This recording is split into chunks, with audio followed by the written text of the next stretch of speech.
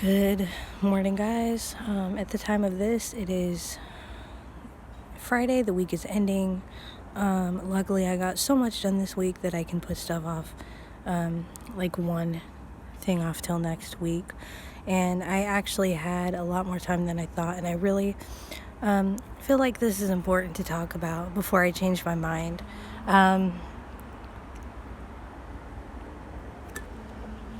So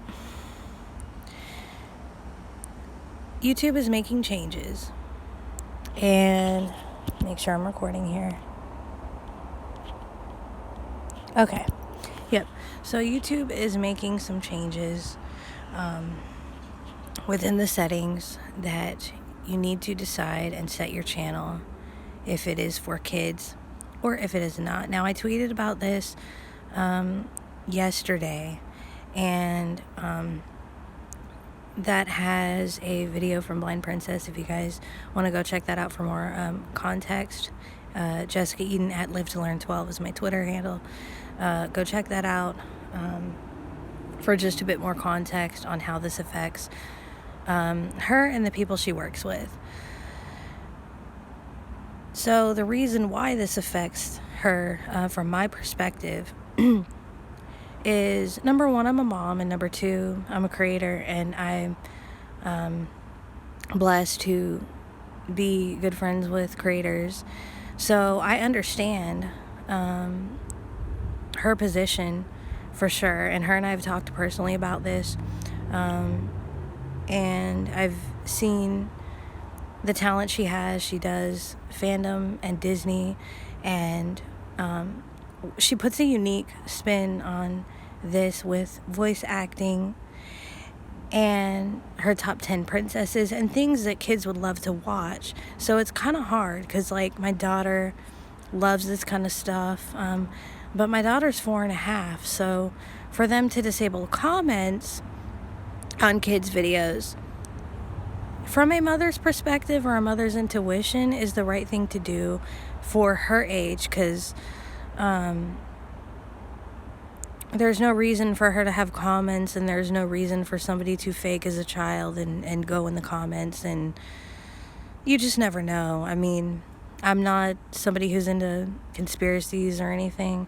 I know there was a big thing about YouTube, and people didn't like, I don't know exactly what happened, but people didn't like,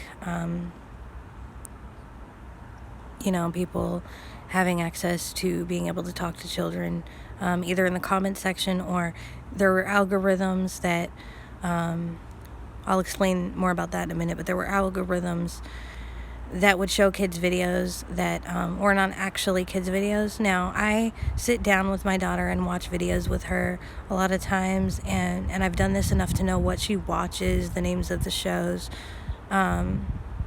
and I know it's controversial whether or not kids should have technology and all that kind of stuff, but she's smart in a variety of ways, and that is my choice to allow her to explore her own interests. She sees mommy and daddy very technical doing this stuff, and so she's going to be interested, and I'm not going to keep that from her and keep her from learning these skills of using voice to find certain videos, which she can do, using voice to make a FaceTime call, which she can do with family, or browse videos in the kids' YouTube app, which she can do. I'm not going to keep her from her capabilities. I'm not threatened by any of them. Okay, so, and she, but I'm not going to take any people saying, well, kids shouldn't, because she also swims and goes outside and very active. So, that's my decision. We live in a new generation where kids are doing more and are smarter. But at the same time, I don't believe that kids should have, her age, that aren't old enough and that aren't fully developed, I understand that, should not have a comment section. So, from a mother's point of view, I agree that kids don't need to be talking in the comment section when kids her age have never talked online before, unless talking to people that we know that and that kind of thing, where we're right there and talking. But they don't need to privately talk in comments. They just don't. So from my mother's point of view, I am kind of relieved that that's gone.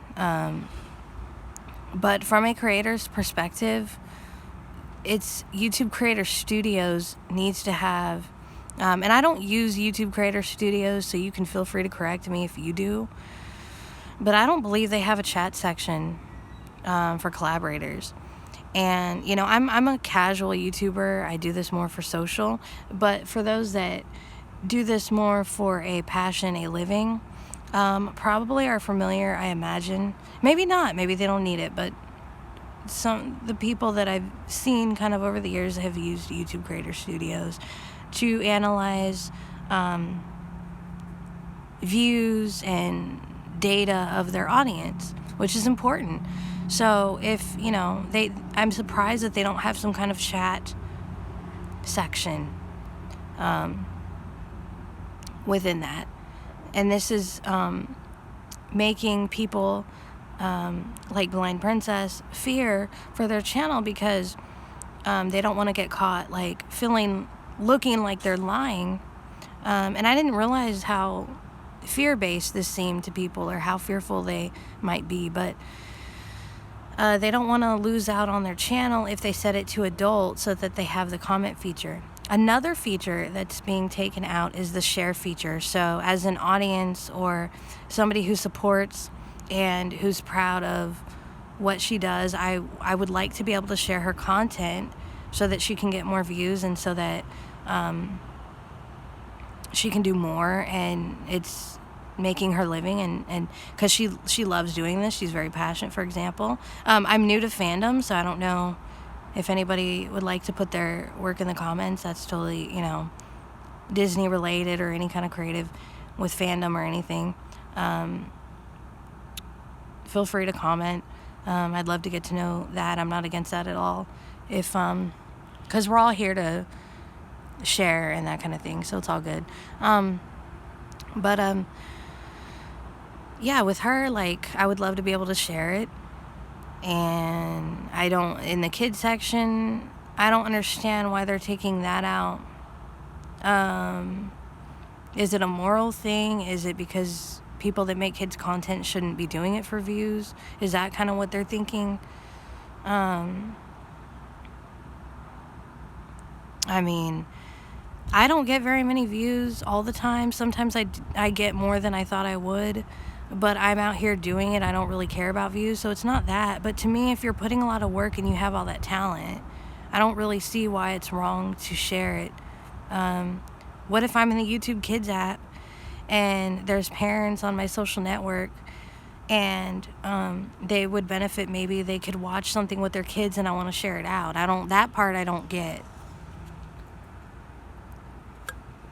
So I don't know what to do. I just really think that the video Blind Princess made that I tweeted out explaining why she has it as under adult so that she doesn't lose out on features, and because adults do watch it, it's kind of a quote-unquote catch-22, as she puts it, because that's what she's saying, that it's like, yeah, there are adults that are fans of Disney, and I am definitely one of them. I will sit and watch a Disney movie whether my daughter wants to watch it or not. Like, I could watch certain ones every day, Lion King, Aladdin, like, you know. And so I wish they had a setting, for example, as I put in the comments, a family-friendly setting, so that it's like, okay, this is family-friendly for the whole family, not just kids, not just adults.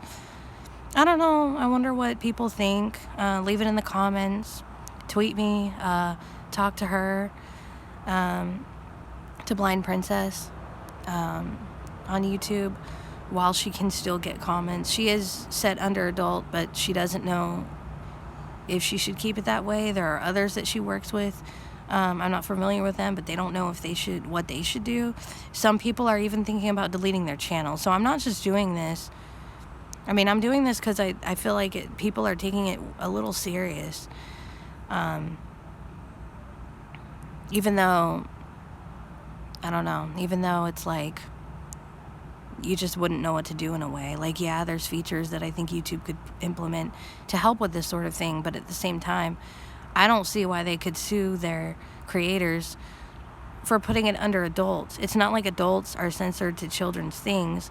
If you did it the other way, where you're putting something under YouTube Kids and you're advertising it as for kids, or misleading people to think it's for kids, and then you make it, and then it's more of an adult thing, that I can understand, but I don't understand the other way around. So what do you think in the comments? I felt like I could put my voice out here only because I've done social media for so long, and I've done podcasting, for example, so I'm familiar with this. And Blind Princess, wanted me to kind of put my thoughts out there. I almost didn't even know if I should, but she was encouraging about it. So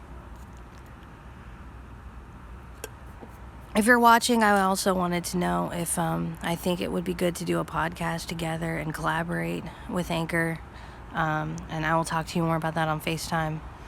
But I think having kind of both of our opinions together and having your voice kind of in this, Anchor with a podcast would be the easiest way. And I think that would be a good episode to do, and it would fit kind of both of us. So let me know in the comments if I don't get to talk to you. And when you do watch this, or text me, or we'll talk about it on FaceTime. But anyway, guys, thanks so much for watching. I'm going to upload this before I change my mind, and I'll talk to you guys soon. Thanks again. Take care.